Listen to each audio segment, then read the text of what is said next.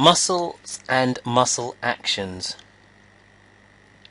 Okay, so there are three main types of muscle. You have voluntary muscle, which is attached to the skeleton either directly or indirectly. So example of voluntary muscles are your biceps and quadriceps, and basically any muscle that gives you movement and that you can choose whether you move them or not, they will be voluntary muscles.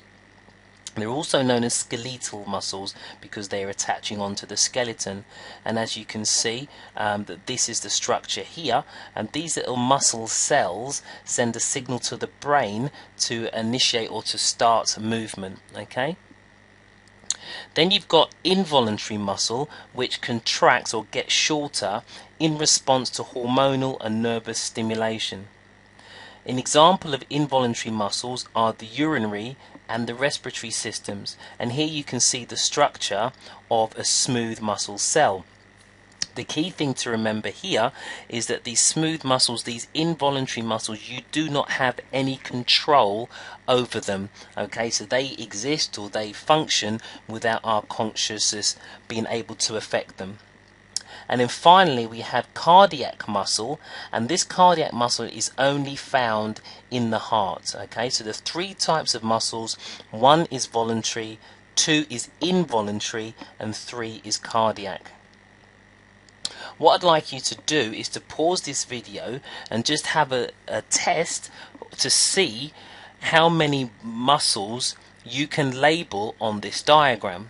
Okay, so the muscles that I want you to have a go at are deltoids, biceps, triceps, internal external obliques, erector spinae, gluteus maximus, adductors, abductors, gastrocnemius, quadriceps, soleus, latissimus dorsi, hamstrings, pectoralis major, triceps, rhomboids, trapezius, iliopsoas, tibialis anterior, brachialis, and rectus abdominis. Okay, now if you haven't studied this before, it's not a problem. We'll move on to the next part of the presentation, and this will show you where these muscles are located. So if we look at the muscles in the front of the body, we see that we have the deltoids, which are your shoulders, which are located here. Your biceps are located in the front of your arm.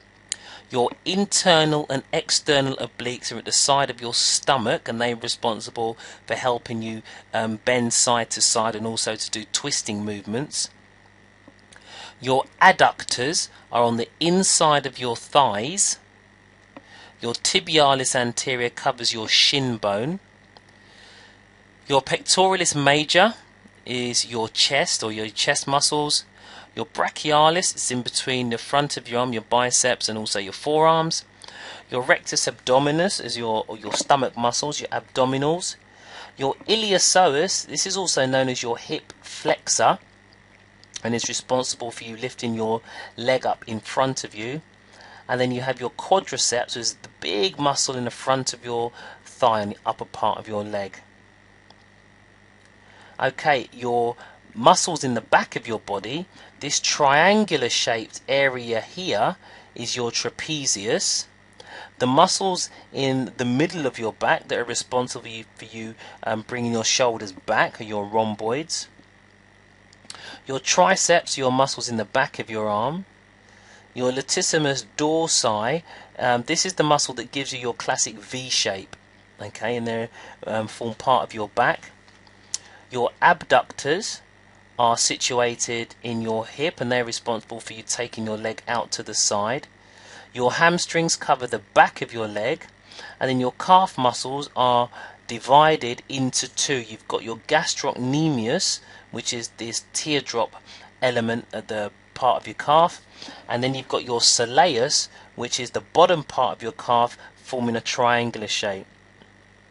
You've then got your buttock muscles, which is your gluteus maximus, and your erector spinae, which is your lower back. Okay, so let's look at muscle attachment. So these three diagrams show the different ways that muscles attach onto the body. So muscles attach onto the skeleton via the tendons. As you can see here, you've got the muscle, then you've got the tendon, and then that tendon sticks onto the bone. So muscle fascia, which is the covering of a muscle, converges to form the tendon which attaches to the bone. Then you've got when muscle goes over muscle.